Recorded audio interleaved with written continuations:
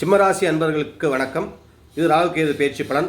ஜென்மத்தில் கேது, 7ஆம் இடத்தில் ராகு. திருமண முயற்சி பலிதமாகும். காதல் திருமணம் கைகூடும்.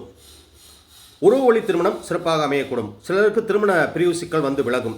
திருமணம் தடையாகும். இவையெல்லாம் தெய்வ வழிபாடிலும் சில கிரக வழிபாட்டிலும் இல்லை திருமணஞ்சேரி வழிபாடு, முக்கியமான ஆலயங்கள் வழிபாடு சென்று அந்த தோஷத்தை நிவர்த்தி செய்து கொள்வது நல்லது. கல்வி காலத்தில் காதல் குழப்பம் வரும். தேவையில்லாமல் காதல் குழப்பத்தில் மாட்டிக்கொள்வீர்கள்.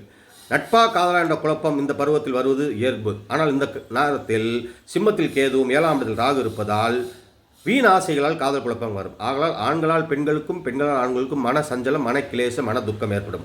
இன்றைய நவீன இன்ஸ்டாகிராம், ஃபேஸ்புக் இதில் பழக்க வழக்கத்தை சரியாக செய்து கொள்ள வேண்டும். தேவையில்லாத நட்பு வலையில் மாட்டிவிடக்கூடாது என்பதுதான் தாழ்மையான கருத்து. ஆக 20 வயது to 30 வயது உள்ளவர்களுக்கு திருமண முயற்சி பலிதமாகும். குழந்தை பாக்கியம் பலிதமாகும். தொழில் ஸ்திரத்தன்மை ஏற்படும். உத்தியோகம் உயரும். வருமானம் உயரும். அரசு தொழில், தனியார் தொழில், சம்பள தொழில் உள்ளவர்களுக்கு ஒரு ஏற்றமான காலகட்டங்கள். அட்டமச்சனி இருந்தாலும் வருமானம் திடீர் அதிர்ஷ்ட வாய்ப்பாக ஏற்படுத்தி கொடுக்கும். கடன் வாங்கலாம், வீடு கட்டலாம், வண்டி வாகனம் மாற்றி அமைத்துக் கொள்ளலாம், அடிமை தொழிலிருந்து சொந்த தொழில் செய்யலாம். பெண்களுக்கு ஒரு ஏற்றமான காலகட்டங்கள். பல பெண்கள் குடும்ப பொருளாதாரம் கருதி வேலைக்கு செல்வீர்கள். அதற்கு சிறப்பான வேலை வாய்ப்பு கிடைக்கும். நிலையான வேலை கிடைக்கும். கல்வி சார்ந்த வேலையும் கிடைக்கும். திறமை சார்ந்த வேலையும் கிடைக்கும். ஆக தேவையில்லாத அந்நியர்களோடு பேச்சுவார்த்தை தவிர்த்துக் கொள்வது நல்லது. ஆக 1க்கு 2 தடவை முயற்சி செய்து நீங்கள் உங்களுடைய வாழ்க்கையில் செம்மை செய்து கொள்ள வேண்டும். இறை வழிபாடு கட்டாயமாக வேண்டும். தொழில் முயற்சியில் அதீத கவனம் வேண்டும்.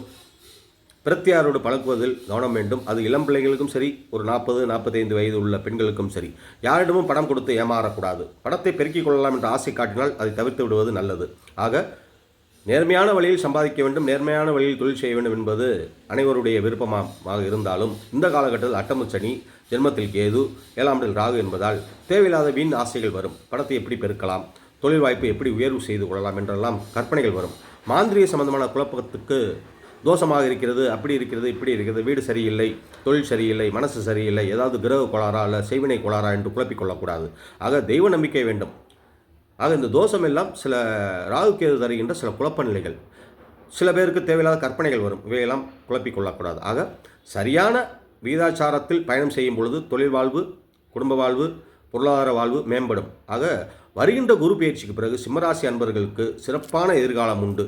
நினைத்ததெல்லாம் நடக்கும். திருமண முயற்சி, குழந்தை பாக்கிய முயற்சி, தொழில் முயற்சி, வருமான சேமிப்பு முயற்சி இவையெல்லாம் சிறப்பாக அமையும் என கூறி சிம்மராசிக்காரர்கள் குரு பேச்சு சிறப்பான பலன் இருக்கும். ஆக ராகு கேது பேச்சு, சனி பேச்சு மத்தியமான பலன் என்றாலும் குரு பேச்சு ஏகபோகமான ராஜயோகத்தை தந்து விடுவார் என்பதால் சிம்மராசிக்காரர்கள் நிதானத்தோடு செயல்பட்டால் சிறப்பான பலன்கள் அடைவீர்கள் என்று கூறி விடைபெறுகிறேன். சப்ஸ்கிரைப் செய்யுங்கள், கமெண்ட் செய்யுங்கள்.